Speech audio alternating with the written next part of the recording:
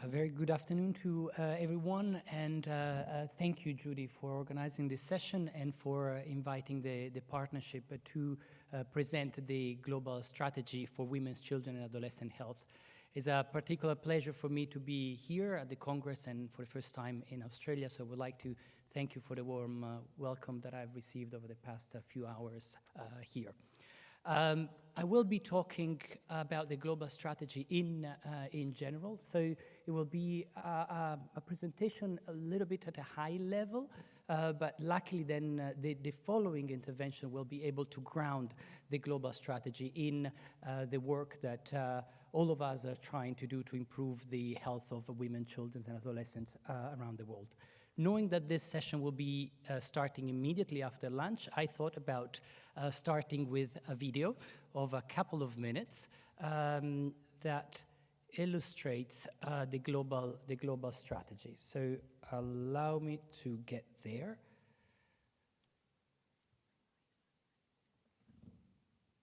And I hope this works.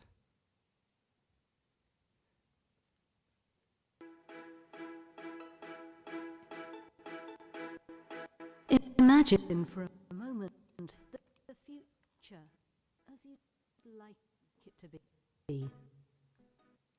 What does it look like? I think this is probably going through the web, and if the web is slow, the connection is slow, it may not be heard. So I'm looking at the technicians up or there. hospitable? Is there more suffering or more dignity? I'll move ahead and then we'll see if we can go back. Apologies for that. I'm asking the technician if there is any chance to upload this would be helpful. Let me just summarize. The video is about the global strategy, the process that brought it forward and what it means. And the starting point for the global strategy is the tremendous progress that has occurred in child survival all over the world. You have in this graph the trends for global and regional under 5 mortality. And these trends speak about probably one of the greatest public health success of all times. The deaths dropped from 12 million for children under 5, 12 million in 1990 to less than 6 million in 2015. Enormous progress. And as you can see, progress that was achieved across the regions.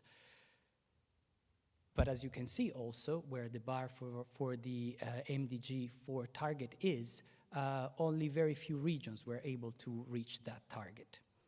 Similar story can be told about maternal mortality reduction, where there has been certainly a big progress globally from approximately 380 deaths for 100,000 live births in 1990 to approximately 170 in 2015.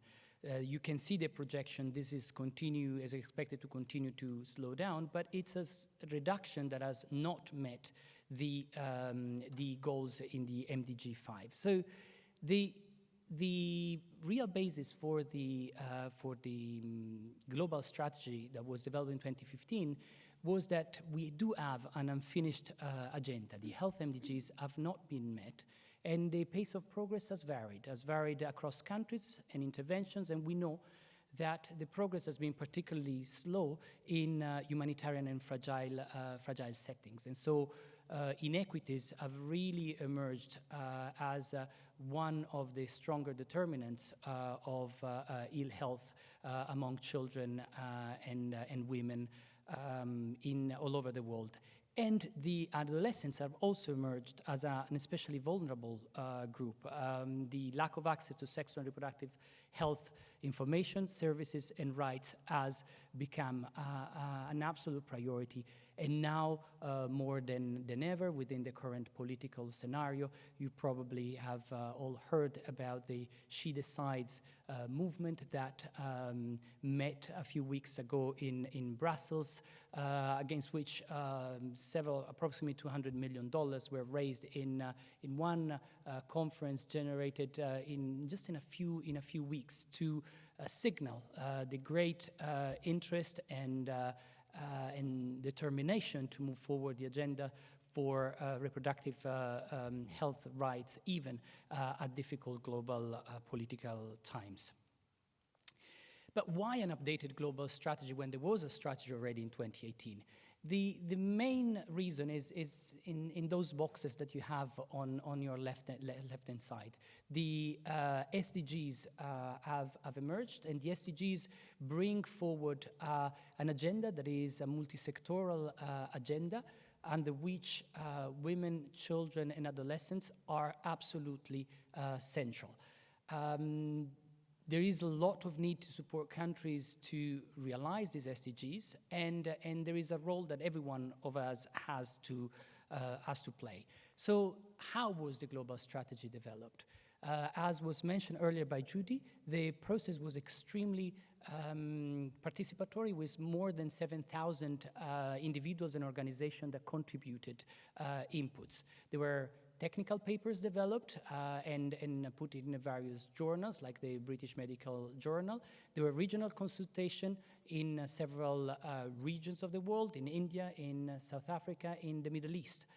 There were discussions at World Assembly 2015, and there were many other forums where the development of the global strategy was discussed. The Interparliamentary Union, Partners in Population and Development, PPD, based in Dhaka, and other fora. And of course, we as the Partnership for Maternal, Newborn and Child Health offered a space for a public online consultation.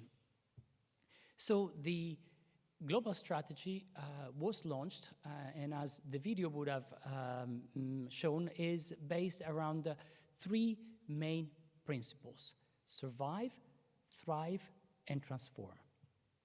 Survive is ending preventable deaths, is, I would say, the unfinished MDG agenda, is really MDGs 4 and MDGs 5. Thrive, though, goes beyond that, and it means ensuring health and well-being, while transforming is once you have children, adolescents that have survived, that have been well-educated, that have the opportunity to participate in processes within their society, they can actually start and transform their environments, being able to work in those other boxes that are there and contribute meaningfully to the generation and generation of results for the SDGs. So what is new in the global strategy? As I mentioned before, the realization that inequities are central to the disparity in mortality and morbidity that we see around the world. And so the need to focus on reaching the most vulnerable, and this slogan of leaving no one behind, which is at the core of the SDGs, and particularly this attention around humanitarian and fragile settings. The SDGs agenda is no longer an agenda for low and middle income countries. It's a universal agenda. It's for all countries, and this brings an enormous potential, enormous challenge, because the degree of complexity increases. But it's fascinating to see that now in New York, every June, there will be countries reporting on the progress around the SDGs. And these are countries that you have Germany and Chad speaking after each other, because the agenda is a universal agenda. As mentioned before, it is an agenda that focuses around adolescents. It's no longer about mothers and children only. No, the group of adolescents is central more than ever. And as was mentioned before, the future is a girl aged 10.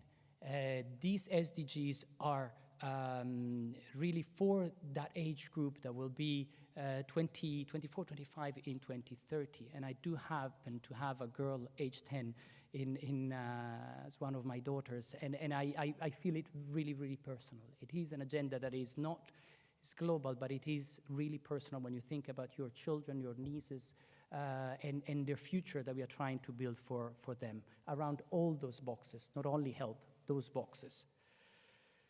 And then what I mentioned before, the approach is a life course approach, looking at health and well-being across the lifespan of the individual and across generation.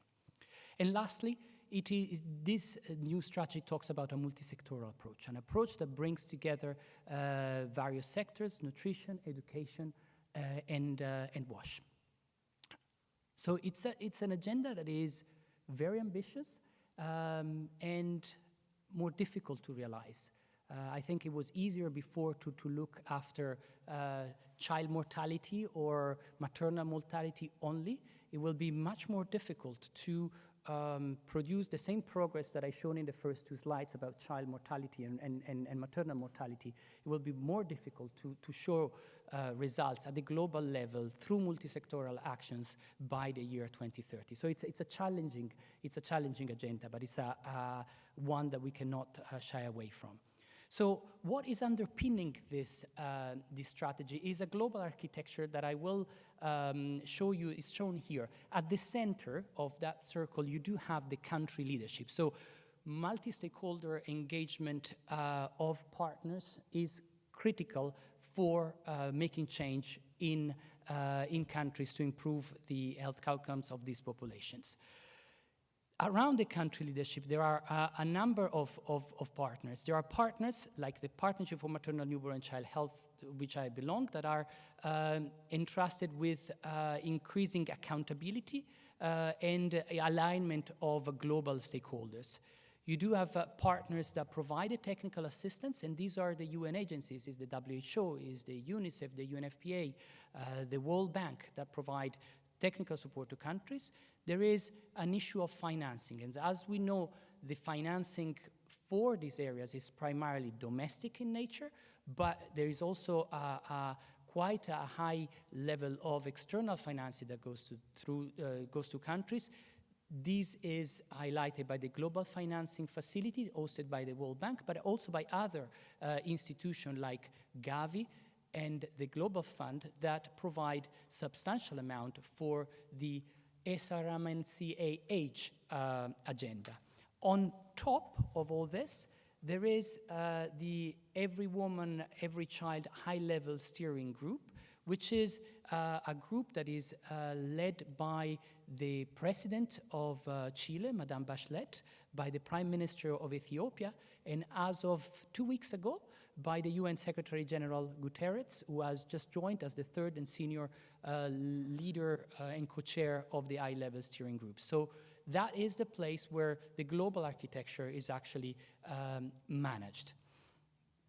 One word about PMNCH, since it came out in the previous slides, Partnership for Maternal, Newborn and Child Health. It is a partnership that has been established 10 years ago under the MDGs, and I would stress that because it's a partnership of maternal, newborn, and child health. It's an MDGs partnership, and we are actually going to discuss within our board next month the idea of rebranding as for the SDGs agenda, and so moving beyond mother and newborns and moving beyond health into the life course approach and into a multi-sectoral approach. We have 800 members organizations, as I mentioned. They are organized across 10 constituencies, and I will mention them quickly. Adolescent and youth. We have academic research and training institution, donors and foundations, the global financing mechanism, as I mentioned before, the GFF, Global Fund, and Gavi. We have Healthcare Professional Association. I know there are many of you representing that constituency. We have intergovernmental organizations like the Interparliamentary Union. We have NGOs, partners governments, private sector, and the UN agencies. So I mentioned before the strategy. The strategy is followed by a global strategy operational framework that supports implementation of the global strategy and provides technical resources to countries to translate these targets into actually plans that are country-led, multi-partners centric for implementation. And this is for national governments, civil society, private sector and development partners. And if you want to know more, you can access it on the Every Woman, Every Child website. There are 9 areas that are at the centers: country leadership, financing for health, system resilience, individuals, community engagement, multi-sectoral action, humanitarian fragile settings, research and innovation, and accountability. These are areas based on scientific evidence, new research, and new thinking that are to be prioritized to achieve the global strategy objectives. But I would like to focus in the last couple of minutes of my presentation your attention to this slide, because this slide is a slide that is currently being discussed at the level of the high-level steering committee. And actually, the high-level steering committee will meet in Washington along the spring meetings of the World Bank to decide on this slide, which is the results framework for every woman, every child. I don't think this has been shared anywhere until now, because it's still a draft in process, but I think it's important for you to to have access to what is being discussed so that you can influence the discussion around this draft.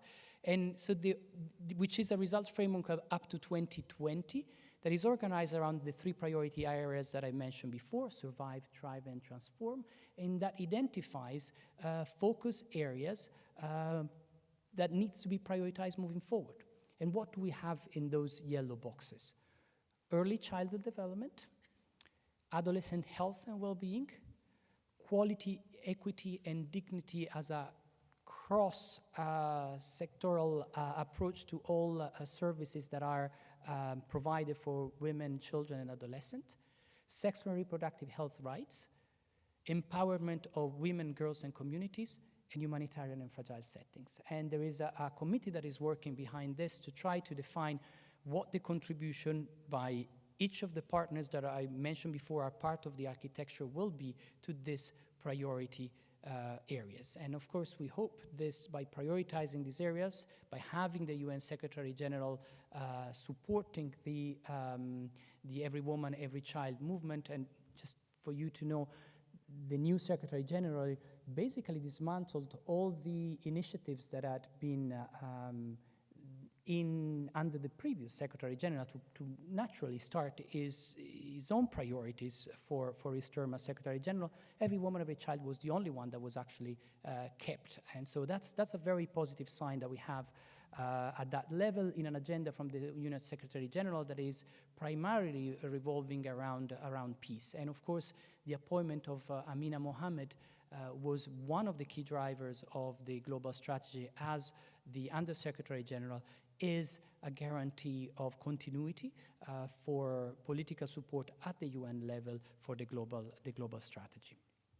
As I said, this is a draft, and you can contribute today in the discussion, and you do have constituencies that belong to the constituencies that I mentioned. So if you need to make contact with this constituency so that you can provide inputs to that, I'll be happy to take your cards and create the contacts after this.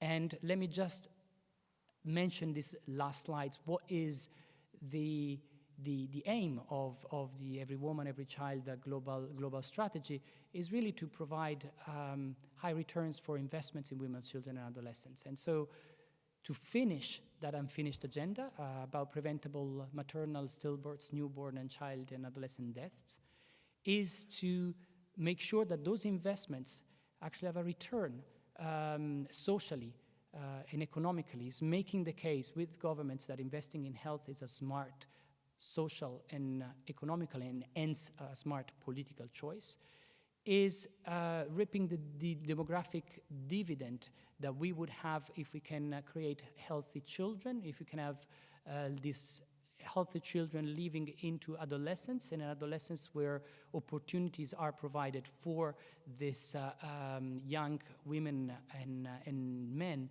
to thrive and transform their societies. And as I said, equity is really at the core of the global strategy, and it's the ultimate aim of the global strategy is to create a world that is more just and with equal opportunities for everyone, regardless of gender, race, sexual orientation, and participation in any particular group.